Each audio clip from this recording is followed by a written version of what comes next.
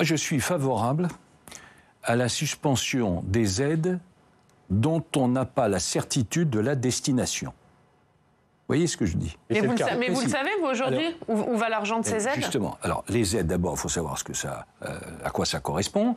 Premièrement, l'Union européenne est le premier soutien financier sur ce territoire. Deuxième élément, c'est de l'ordre, c'est élevé, puisque c'est selon les calculs, c'est entre 1,2 milliard et 1,7 milliard sur la période 2021-2024. Et il faut savoir que sur ce volume, la moitié a d'ores et déjà été versée. Donc, de toute manière, il reste en réalité 600 millions que l'on peut suspendre. C'est ce à quoi ça correspond.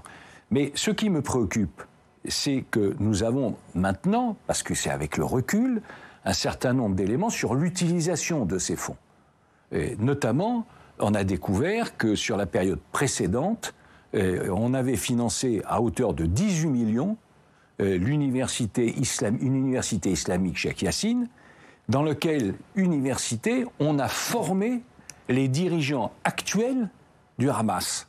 Donc, je dis, je suis, oui, favorable à une suspension des aides dont on n'est pas absolument certain de l'utilisation et de la destination. Mais ce n'est pas la position de l'Union européenne. Ça impose un passage en revue des aides. Pour l'instant, il faut le reconnaître, il y a eu un cafouillage à la Commission entre un commissaire hongrois qui s'est exprimé sans doute plus rapidement.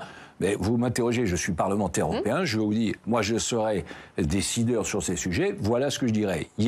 Est-ce que on est sûr que ça va à tel endroit pour soulager, aider... Mais est-ce que vous regrettez que ça ne soit pas ce que l'Union européenne dise pour le moment? Oui, je le regrette, oui.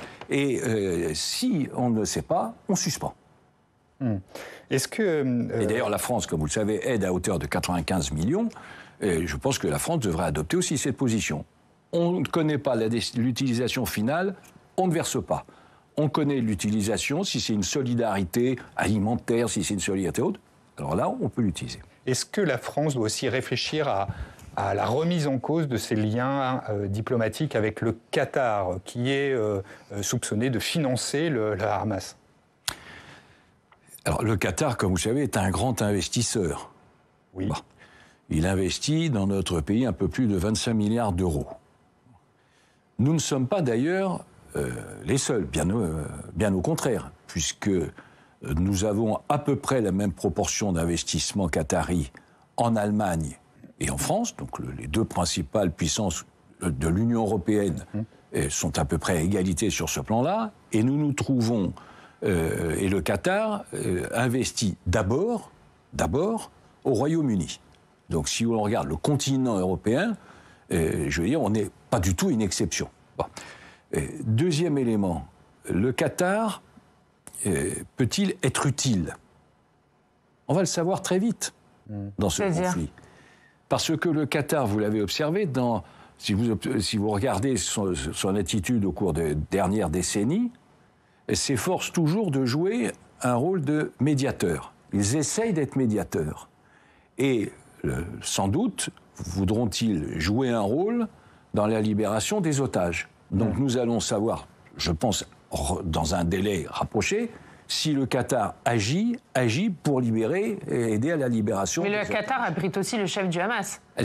Bien pour vous, sûr. il peut jouer le rôle de médiateur? Mais c'est ce qu'ils font depuis... Si vous observez leur histoire, vous savez, le passé éclaire un peu le présent. Si vous observez le rôle du Qatar au cours de ces dernières années, je mets de côté l'aspect économique et l'aspect financier. Tout en d'ailleurs rappelant... Pour vous, il ne finance pas le Hamas, le Qatar? Mais bien sûr que si, il finance. Mais non. Donc, la question, c'est de savoir est-ce qu'ils vont aider ou pas la libération des otages. Je vous rappelle qu'il y a tous les otages israéliens, il y a des 18 Français, il y a des Américains, et ainsi de suite. Est-ce qu'ils jouent ce rôle ou pas?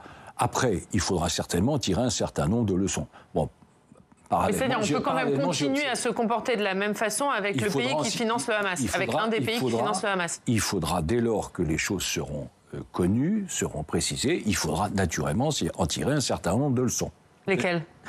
Justement, concernant le rôle du Qatar, est-ce qu'il était informé? Est-ce qu'il était associé? Est-ce qu'il a financé l'opération? Ce sont des questions que l'on doit se poser. Mais d'ailleurs, vous me parlez du Qatar, mais ce n'est pas simplement vis-à-vis du Qatar. C'est la question vis-à-vis de l'Iran, c'est la question aussi vis-à-vis d'un certain nombre... On n'a pas de relations d'investissement et de relations commerciales avec l'Iran. C'est pour ça que je vous dis...